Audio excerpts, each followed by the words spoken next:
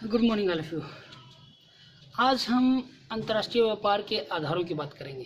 ये प्रश्न 5 नंबर में पूछा जाता है और बड़ा ही इम्पोर्टेंट है कि अंतर्राष्ट्रीय व्यापार किन आधारों पर फलता होता है या अंतर्राष्ट्रीय व्यापार को प्रभावित करने वाले कारकों को समझाइए। अंतर्राष्ट्रीय व्यापार किन आधारों पर फलता होता है, इसकी हम बातें करेंगे। सबसे पहले हम लेंगे प्राकृतिक संसाधनों में भिन्नता।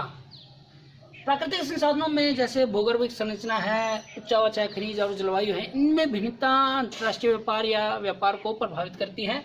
जैसे भूगर्भिक संरचना है, भूगर्भिक संरचना में भिन्नता, क्योंकि अलग अलग देशों में भूगर्भिक संरचना अलग अलग है और इसमें भिन्नता खनिजों को के आधार को निर्धारण इनका करती है। भूगर्भिक संरचना जानी जाती है खनिजों किस प्रकार की भूगर्भिक संरचना में, अलग अलग प्रकार की भूगर्भिक संरचना में अलग अलग प्रकार के खनिजों का निर्माण होता है, पाए जाते हैं। उच्चावच है, जैसे उच्चावच प्रभावित करता है फसलों को, वन्य जीवों को और पशुओं की जो विविधता है उनको सुनिश्चित करने का कार्य करता है।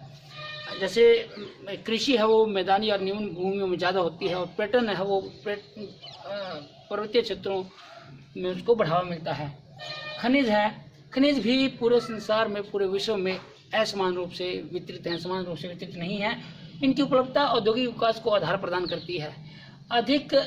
जिन देशों के पास अधिक मात्रा में कोई खनिज उपलब्ध है वो उसका निर्यात कर देते हैं। जैसे अरब देशों में पेट्रोलियम है वो बहुतायत में पाया जाता है तो वो पेट्रोलियम का आयात कर देते हैं। जिन देशों में इनकी कमी होती है जैसे चीन है, जापान है, जापान आयातित जो कच्चा माल है, खनिज हैं, उनको आयात करके अपने उद्योगों को चलाता है। जैसे बाहर से वो कोयला लेता है, लोहा सब लेता है। जलवायु में भिन्नता पौधों, वन्य जीवों, प्राणियों और जैविक उत्पादों की विविधता को सुनिश्चित करते हैं। जैसे रबड़, कॉफ़ी, ये मसाले हैं, पटसन हैं, ये विशेष प्रकार की जलवायु में, उष्णकटिबंधीय प्रकार की जलवायु में ही पनप सकते हैं।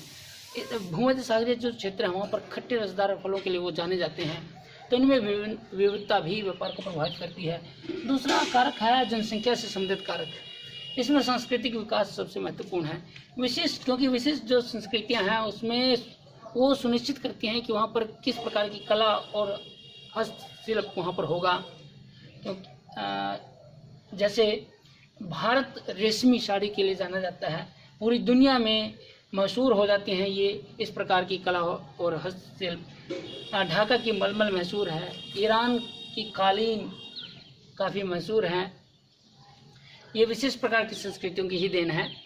दूसरा है जनसंख्या आकार। अधिक जनसंख्या वाले बोझिल जो राष्ट्र होते हैं वहाँ पर क्षेत्रीय या स्थानीय व्यापार ही संभव हो पाता है, क्योंकि जनसंख्या ज़्यादा होती है। ज़्यादा खाद्यान्न होने के बावजूद भी वो अपने जनसंख्या का ही भरण पोषण कर पाते हैं, बाहर नहीं भेज पाते। जैसे भारत, पाकिस्तान, चीन और बांग्लादेश वाले देश जो हैं वो यहाँ पर खाद्यान्न तो बहुत मात्रा में उपलब्ध पैदा होता है, लेकिन ज़्यादा जनसंख्या होने की वजह से ही उस खाद्यान्न की पूर्ति अपने देश में ही वो कर लेते हैं, निर्यात बहुत कम कर पाते हैं। इसके विपरीत ऑस्ट्रेलिया है, कनाडा और अर्जेंटीना जो देश हैं उनमें जनसंख्या कम होने की वजह से ये अपने उत्पादों को, अपने खाद्यान्नों को दूसरे देशों में भेजते हैं।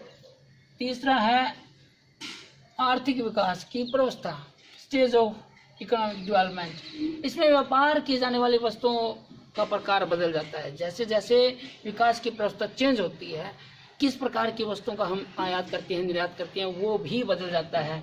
जैसे अखेट संग्रहण और आदिम पशुचारण में थोड़ी मात्रा में ही जैविक पदार्थों का स्थानीय व्यापार होता था।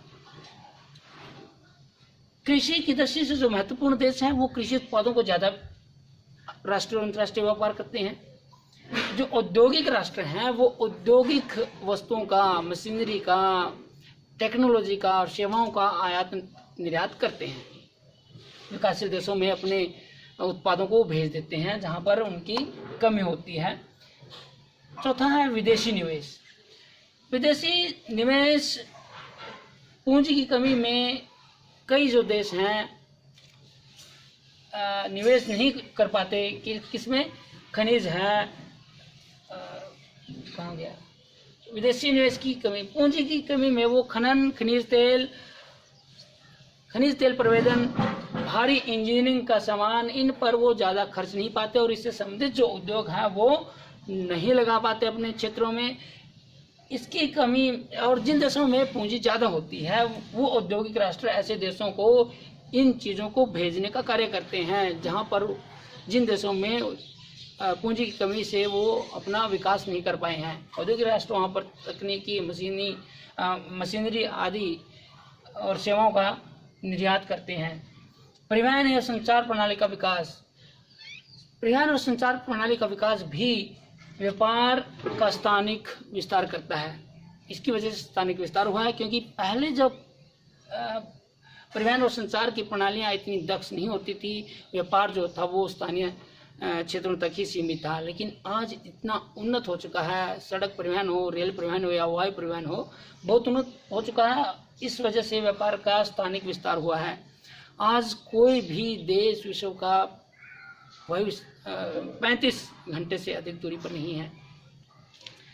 व्यापार नीति भी प्रभावित करती है, व्यापार को आधार प्रदान करती है भी। मुक्त व्यापार की नीति विदेशी व्यापार को बढ़ावा देती है, जबकि प्रशुल्क दरें लगाने से, शुल्क लगाने से या आयात कर लगाने से क्या है, विदेशी व्यापार कम होता है। बहुत सारे देशों ने नियंत्रण की नीति अपना रखी है, आयात पर वो कर लगा देते हैं, या अपने देश के संसाधनों को बचाने के लिए बहुत सारे देशों ने ऐसा भी कर रखा है कि बाहर से सस्ते दामों पर उस चीज़ का वो आयात कर लेते हैं और अपने देश में जो मौजूदा संसाधन हैं उनको वो भविष्य के लिए बचाकर रखते हैं। बहुत से देश ऐसा भी कर रहे हैं। बदलते राजनीतिक संबंध भी व्यापार को आधार प्रदान करते हैं।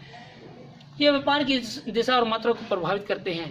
बदलते जो राजनीतिक संबंध है देशों के, वो किस व्यापार की दिशा और मात्रा को निर्धारित करते हैं। कितनी मात्रा में व्यापार होगा उसको सुनिश्चित करते हैं। मित्र देशों में ही व्यापार संभव हो पाता है। पाकिस्तान अपना पड़ोसी देश है, लेकिन भारत और पाकिस्तान के जो राजनीतिक संबंध वो सौहार्दपूर्ण नहीं है, अच्छे नहीं है।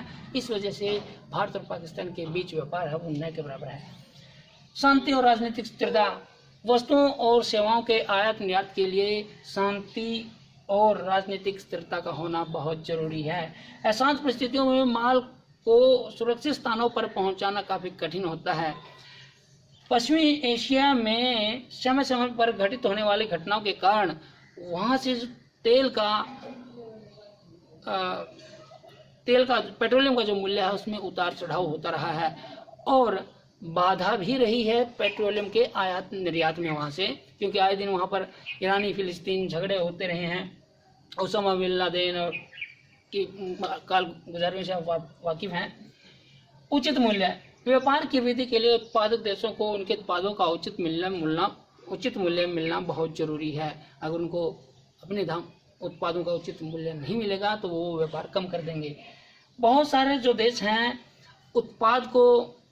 उत्पादन को बनाए रखने के लिए या उचित मूल्य की प्राप्ति के लिए अपने अधिशेष उत्पादन को नष्ट भी कर देते हैं। समुद्रों में भी अधिशेष उत्पादन को कई बार डाल दिया जाता है। ये कारक थे जो अंतर्राष्ट्रीय व्यापार को प्रभावित करते हैं। ये 5 नंबर में ये प्रश्न बहुत बार पूछा जाता है। इस चैप्टर बड़ा ही इंपॉर्टेंट प्रश्न था। आज के लिए हम इतना ही करेंगे, बाकी करेंगे कल। Thank you.